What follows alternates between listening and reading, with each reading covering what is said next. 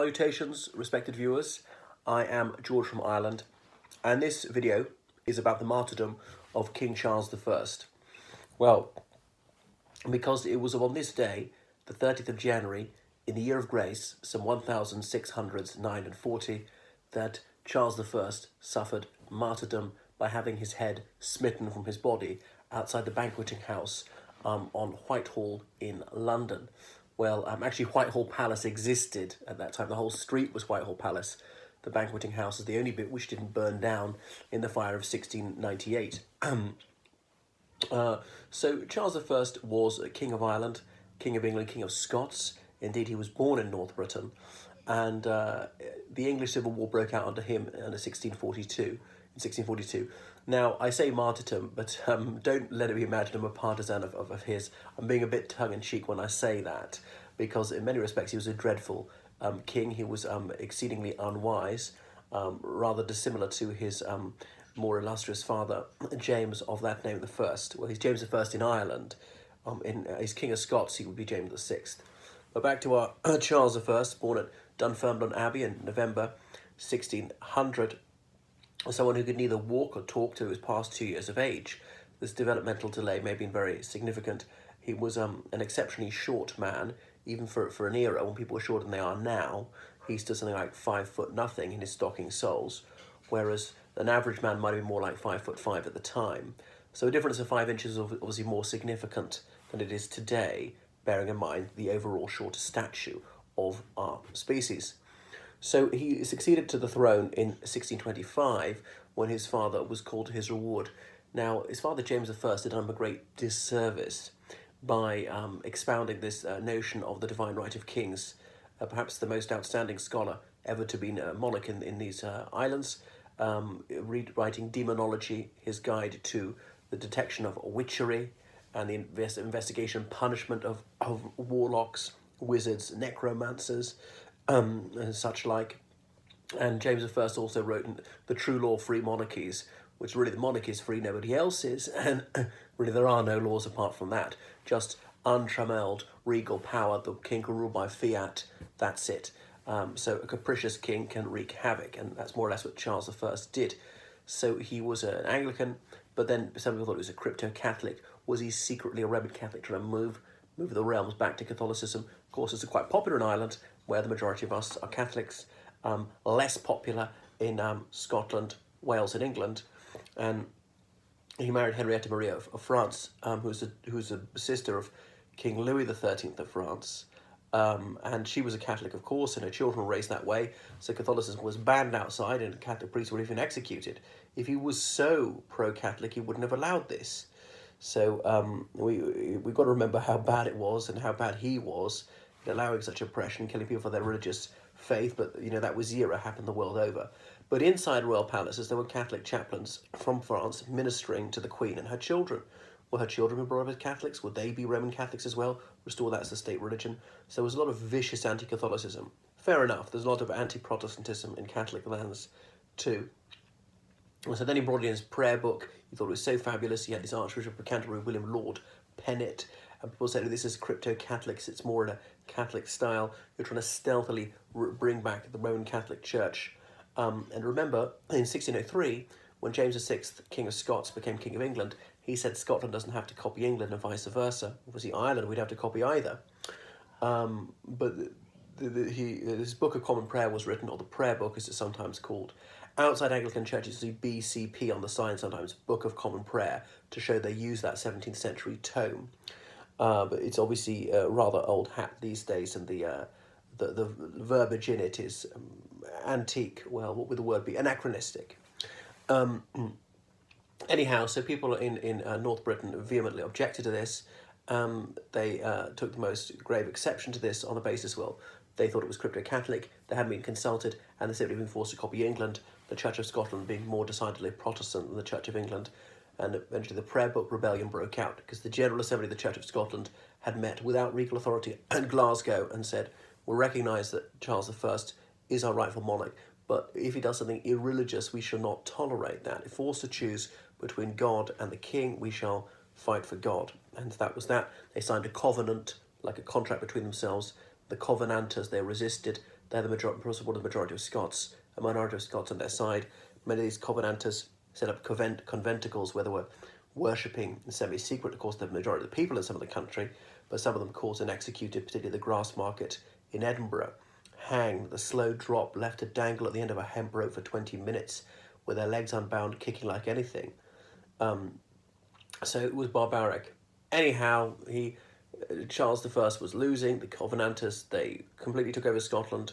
They invaded northern England. They took Newcastle, and that's where coal came from. Don't take coals to Newcastle, as the adage goes. So Newcastle coal was shipped to London because there was no trains. It was too heavy to take otherwise, too slow.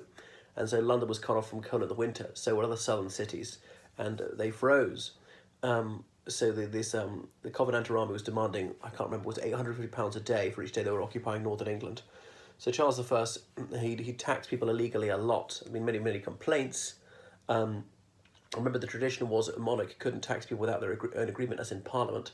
So he's forced to re-summon the Parliament of Wales in England, which hadn't met in, I think it was 12 years. So 1642.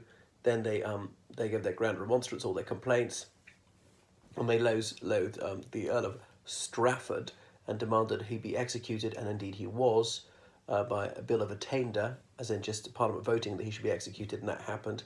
He'd been a fairly effective Lord Deputy in Ireland, and just believed in the thorough policy of unlimited royal authority and no legal restrictions on what the monarch could do. Anyway, so the Parliament of England and Wales came back and they demanded lots of changes, and really that's when the Civil War broke out, when Charles I burst into Parliament with his troops to arrest the 5 members. Actually, one of them in the House of Lords, only 4 in the House of Commons.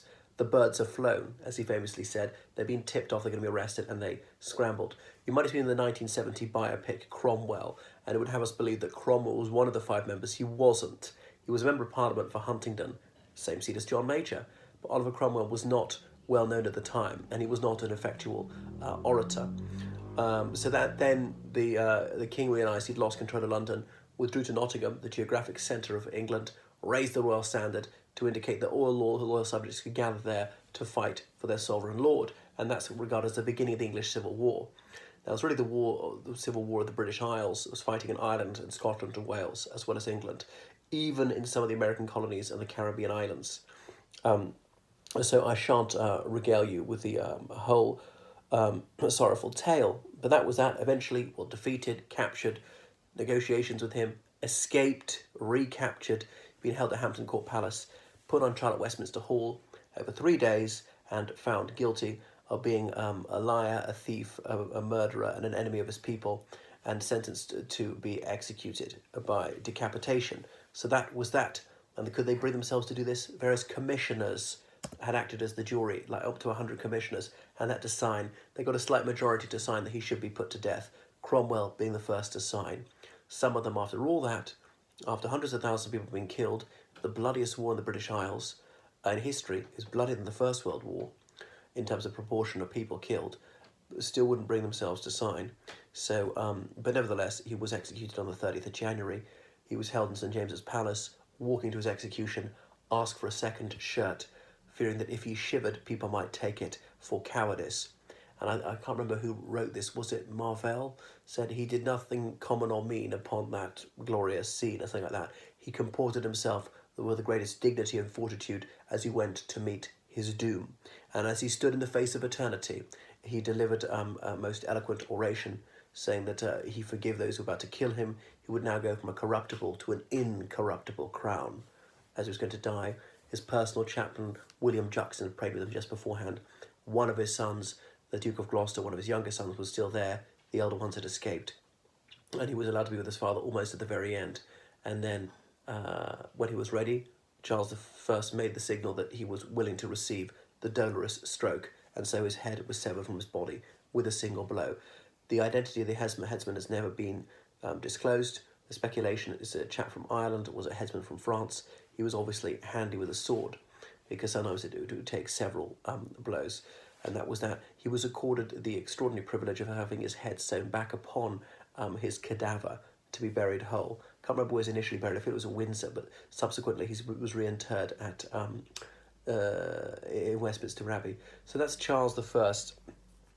So his sons were abroad. Well, one of them, Charles II, was there in Jersey with Lady Lucy Waters, siring children out of wedlock with her. Later they went to the Netherlands. One of his Charles I's youngest sons had been captured early in the war when his castle was surrounded, and he was about 8 at the time. And the parliamentarians, that's the king's enemies, thought, could we put him on the throne as a puppet king, just control him? But they didn't, which is why Charles I had his younger son saying, you do not do that, you do not cooperate, don't let them make you a king like that, you just be a marionette whilst your brother is alive. If your elder brothers, if they die for whatever reason, okay, then you inherit, but otherwise no. Must go by the line of inheritance. And his younger child vowed to honour that. But later, this son, and indeed Charles I, one of his daughters, were released by the parliamentarians and permitted to go overseas. So parliamentarians were fairly secure. I won't tell you the whole story, but obviously Cromwell dies in 1658. His son Richard, Tumbledown Dick, ruled for a year. And then George Monk, the Duke of Albemarle, the former royalist commander, was allowed to rule as royal protector until finally, in May 1660, Charles II came back because of the Declaration of Breda, forgiving his father's foes and accepting the new constitutional settlement and all the rest of it, which he reneged on pretty damn quick. But that's why it's a very significant date. So England was 150 years ahead of France in terms of executing its monarch.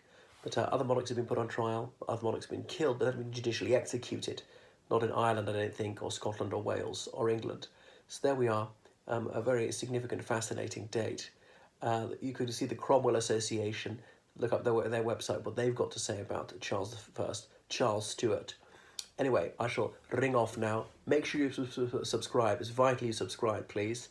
Thank you so much for donations on Patreon and PayPal. Most people donate, and I desperately need that to keep this coming. You know, I wasn't born knowing all this stuff. It obviously takes time to read up on things. So I just keep my eyes and ears open, which is why I'm well informed. And book lessons with me in any humanities subject. I'll get me to translate from French, Spanish, Italian, German, Romanian, or Russian. I only translate into my mother tongue, it being English. And what else? Oh yes, book me as your tour guide in London. Right, cheery bye-bye.